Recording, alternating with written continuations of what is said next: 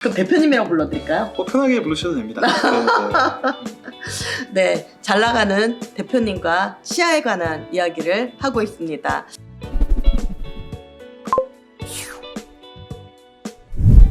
안녕하세요. 33년차 관상 전문가 관상 테이너 김민정입니다.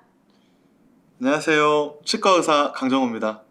반갑습니다. 더 멋진 수식어를 좀 만들어봐요. 그럴까요? 네. 창피합니다. 아니, 왜냐면 너무 진짜 실력도 있고 너무 인기도 많고 셀럽 위에 셀럽이고 그래서 본인을 표현할 수 있는 그런 수식어가 엄청 많을 것 같은데. 사실 치과 병원의 이제 대표 원장이기도 한데 네. 이걸 좀 기술을 뛰어넘으려고 이제 병원의 네. 한계를 좀 느끼고 제가 스스로 이제 재료도 좀 더 만들고 치과 네네. 재료를 치아랑 가장 비슷한 재료도 만들고 여기 기공실도 있잖아요. 예, 그 다음에 그 정밀 가공 기술이 있거든요. 근데 네네. 여기도 또 한계점을 느꼈어요. 그래서 더욱더 더 정밀하고 또 많은 사람들도 이 혜택을 받을 수 있는 대량 양성도 할 수 있는 그런 시스템을 계속 개발하려고 회사를 좀 만들었거든요. 아, 그래서 네. 지금 그 회사의 그 대표로도 있고요. 네. 그럼 대표님이라고 불러드릴까요? 편하게 부르셔도 됩니다.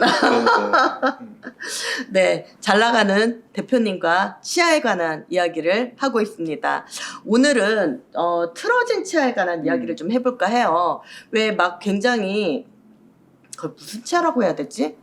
왜 굉장히 막 이렇게 막 삐뚤삐뚤한 치아 있잖아요. 네네네. 예. 그거 뭐 어떤 용어가 있나요? 크라우딩이라고 표현해요. 크라우딩. 예, 우리 치과 용어로는 크라우딩이라고 표현하죠. 총생이라고 표현하고요. 전문 용어는 총생. 총생. 네, 어렵죠? 왜 총생이라고는 표현이 있는 거죠? 생각 안 해봤습니다.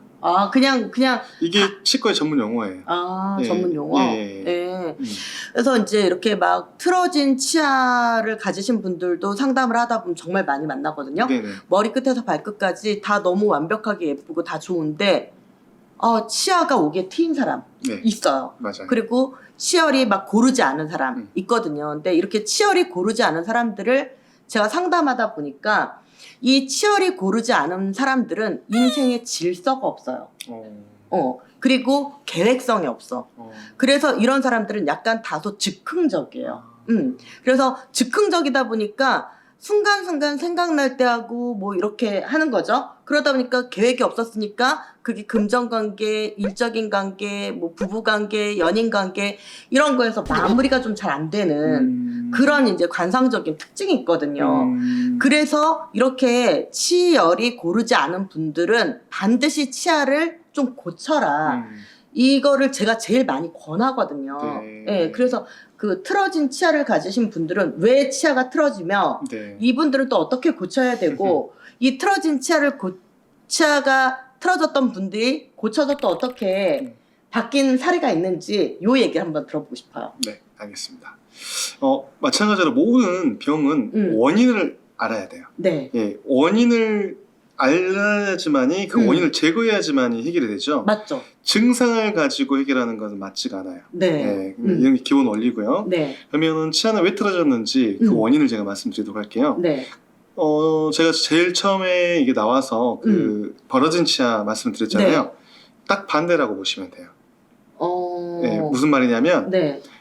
뼈, 그러니까 치조골, 치아를 수용하는 뼈와 치아의 부조화인데요. 그 네. 반대로 뼈에 비해서 치아의 개수가 많든지 치아가 크든지 네. 하게 되면 치아를 수용할 수가 없기 때문에 얘들이 불규칙하게 되는 거예요. 말하자면 치아를 감싸고 있는 집이 작은 거네. 맞아요. 집이 그래서 그 작은 집을 거예요. 뚫고 나오는 거네. 맞습니다. 예. 집은 큰데 사람 수가 적으니까 네네. 틈새가 있는 건데 네네. 반대로 집의 크기에 비해서 사람 수가 많거나 사람이 큰 거예요. 네네네. 그렇게 이해하시면 좀 편하게 이해하실 것 같아요. 특히 막 덧니 네. 같은 경우 있잖아요. 네. 덧니가 이제 가장 대표적인 불규칙한 치아 중에 하나인데 이게 바로 턱뼈가 작은 사람, 얼굴이 작은 사람이 네. 이는 그냥 보통 크기야. 네네네. 이런 경우도 있고. 맞아요. 이 턱뼈 자체가 작은 사람. 네, 골격이. 턱뼈가 작은 사람. 맞아요. 근데 턱뼈는 정상인데 이가 큰 사람들이 있어요. 네. 이런 경우가 바로 불규칙한 치아를 만들어냅니다. 네. 그러면 그렇게 턱뼈가 작고 또는 그 치아가 크고 아니면 요 치아를 담을 수 있는 집은 작은데 치아 개수가 많은 이런 경우는 어릴 때부터 어떤 좀 그 유아적인 어떤 치료를 할 수가 있는 단계라든가 치료 시기가 있나요? 예, 그냥 성장을 유도하는 치료들이 있어요. 그러니까 집이 작으면 우리가 이거 확장도 할 수 있어요. 예, 장치 같은 거를 이제 끼게 되면 어릴 때? 어릴 때가 될 수도 있고 이제 보통 이제 커서 이제 많이 하죠. 예, 왜냐면 연구치를 수용할 시기 때 하는 거기 때문에 예, 그런 경우는 장치를 끼워서요. 중앙에 스크루가 있거든요. 네네. 그래서 이 장치를 끼고 스크루를 조금씩 돌리면 이 장치가 벌어져요. 그럼 턱뼈가 이렇게 늘어납니다. 예, 그래요? 저희 턱뼈가 이렇게 붙어 있을 거라 생각하지만 네네. 이 위턱뼈도 천장부터 이렇게 갈라져서 쭉 해서 두 개가 붙어 있는 구조예요. 그래서 이걸 늘리면은 턱뼈가 점점 커집니다. 예, 그래서 네. 이런 방법으로 교정도 합니다. 예, 치아 교정을 할 때 네네네. 딱 치아 크기는 정상인데 네. 턱뼈가 작은 경우는 이거를 턱뼈를 확장을 쩍쩍 하면요. 네. 앞니가 두 개가 벌어집니다. 네네. 예, 즉 턱뼈가 벌어진단 말이겠죠. 네. 벌어지면 공간이 확보가 됐잖아요. 네네. 그 공간 양만큼을 이용해서 치아를 이제 앞니를 붙이기 시작하고 하나씩 붙이면서 가지런하게 만들 수 있는 거죠. 틀어진 거를. 네. 그럼 그 틀어진 치아를 그런 방식으로 고치는 거는 뭐 그것도 케이스 바이 케이스 다르겠지만 치료 기간은 보통 한 어느 정도 생각하세요? 이건 완전 케이스 바이 케이스예요. 그러니까 예를 들어서 벌리는 시간이 좀 필요하고 그다음에 가지런하게 하는 시간, 공간을 메꾸는 시간들이 필요하니까 이것도 뭐 1년이 걸릴 수도 있는 거고 예, 더 이상도 걸릴 수 있는 거고 하겠죠. 예. 제가 첫 번째 말씀드린 거는 결국은 집을 키우는 방법이 있고 예, 반대로 사이즈를 치아를 줄이는 방법이 있잖아요. 사이즈, 그러니까 치아 사이즈를 좀 작게 만드는 방법? 크게 생각하시면 공간을 뼈를 키우는 방법, 네네. 네, 치아를 작게 하는 방법, 네, 이게 있겠죠. 네네. 네, 그러면 이제 뼈 자체, 집 크기를 키운 거는 아까 그 장치를 통해서 확장 장치, 악공 확장 장치를 통해서 하는 방법이고요. 네. 두 번째는 어떤 방법이 있냐면 치아 개수를 줄이는 거예요. 즉 사람 수를 줄이는 거죠. 그럼 치아를 이제 발치? 네, 발치예요. 네. 이건 이제 조심해야 돼. 아까 제가 발치 말씀드렸잖아요. 네네. 발치를 했는데 우리 공간량만큼 공간이 크거든요. 되게 발치한 공간이. 네. 근데 생각보다 많이 이가 안 틀어졌는데 발치를 하면 어떻게 되겠어요? 너무 과도하게 이것도 이는 가지런하게 지는데 왜냐면 공간을 확보했으니까 그 공간만큼 움직일 거 이를 가지런하게 하면서 하잖아요. 그러니까 너무 과도하게 배열해서 당겨 들어가면 이것도 마찬가지로 아까 돌출처럼 입이 들어갈 수도 있고 두 번째 그 공간이 남을 수가 있어요. 그러면 이 사이에 틈새가 생기겠죠. 네네. 즉 벌어진 치아가 돼요 이제. 이제는 또. 네, 반대가 되는 거죠. 왜? 이를 뽑았으니까 네. 집 크기에 비해서 사이즈가 수가 줄었으니까 비게 된단 말이에요. 그러면 이거는 이제 일반인은 알 수가 없고 의사 선생님들이 선택적으로 이제 어떤 치료 방법을 택하는 거잖아요. 네.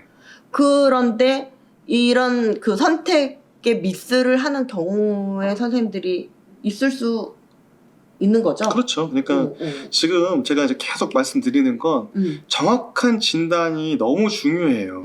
그러니까 결과치도 예상이 돼야 돼요. 그러니까 무조건 발치를 하는 교정을 하는 것도 아니고 장치를 끼우는 교정을 하는 것도 아니에요. 왜냐면 그 공간량 계산을 잘 해서 비율을 맞춰내야 하기 때문에 미리 그걸 다 계측을 해야 돼요.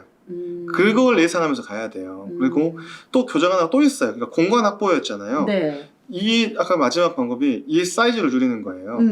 그러면 이들이 이제 가지런하게 이제 틀어져 있잖아요. 그러면 이를 옆구리 이 옆에 있죠. 옆에를 갈아 없애요. 갈아 하나씩 갈아 없애요. 그러면은 어떻게 돼요? 이가 좀 길어 보이고 폭은 줄어들잖아요. 이는 길어 보이고 폭은 줄어들면 그래도 공간이 약간씩 생기잖아요. 지금 미세한 공간들을 만들어내요. 그러면은 치아마다 공간을 만드는 거예요. 앞니 계속 치아마다 공간을 만들어내 줄을. 그럼 공간은 다 만들어지잖아요. 그러면 그 공간을 이용해서 가지런하게 하는 거예요. 즉 치아의 폭 사이즈를 줄여서 배열시키는 거예요. 원리 이제 다 이해 가시죠? 네. 그러면 이제 뭐 그 약간 이제 원리로 보면 관상도 생긴 대로 사는 게 아니라 관상은 변할 수 있고 바뀔 수 있고 그러면서 운명이 바뀔 수 있다 없다는 게 이제 관상의 요즘의 이론인데, 치아 같은 경우도 생긴 대로 두지 않고 내가 치료에 의지만 갖고 있다면 어떤 방식으로든 치료에 접근을 할 수 있고 바꿀 수 있는 거네요. 그래서 전부 다 가능해요. 전부 다. 예, 네. 전부 가능하고요. 지금 보니까 지금 치료를 지금 굉장히 많아요, 방법이. 네. 그러니까 기본적인 것만 이해하시라는 거예요. 네. 지금 제가 말했던 세 개는 교정적인 치아 이동을 통해서 이를 가져나가게 할 수 있는 거예요. 또 이 치료도 다 각각 일장일단이 있어요, 지금. 다 장점, 단점, 장점이 또 있어요. 또 예, 마지막 방법은 또 다른 방법이 있거든요. 그러니까 네. 이제 교정, 그러니까 치아 이동을 하지 않고 또 가져나가게 할 수 있는 방법이 또 있어요. 예. 방금 말했던 스트리핑은 치명적 단점을 갖고 있어요. 어떤 단점?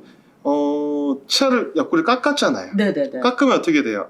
아까 제가 에나멜 칠이거나. 에나멜 중요하다고 했잖아요. 네네네. 껍질이 중요하다 했잖아요. 네. 껍질이 벗겨지면 속살이 드러난다 했잖아요. 네. 상아질이 나온단 말이에요. 그러면 상아질은 감각을 느낀다고 했잖아요. 그러니까 시력이 있을 수 있고요. 두 번째는 우리 껍질이 이를 보호하는 기능을 해요. 네. 근데 이게 없어지면 충치가 잘 생겨요. 예, 충치가 굉장히 잘 생깁니다. 예, 그러니까 노출을 시켰으면 아까 치료법이 뭐였죠? 다시 덮어줘야 된다 했죠. 덮어줘야 돼요. 예, 덮어줘야 되는데 그걸 노출시키니까 이가 시리거나 잘 썩어요. 그래서 교정 치료하고 나서 제일 잘 썩는 경우가 바로 이 겹쳐진 치아의 경우에서 제일 충치가 많이 나와요. 예, 교정을 잘못했을 때. 그러면 이것도 만약에 치아를 이제 약간 이제 이제 틀어진 치아를 잡기 위해서 이제 삭제를 했다. 그러면 이제 이 치아 손상을 막기 위해서 또 이제 또 시려지거나 이러지 않기 위해서 할 수 있는 방법 중에 또 얇은 걸로 또 씌우고. 네, 맞아요. 그래서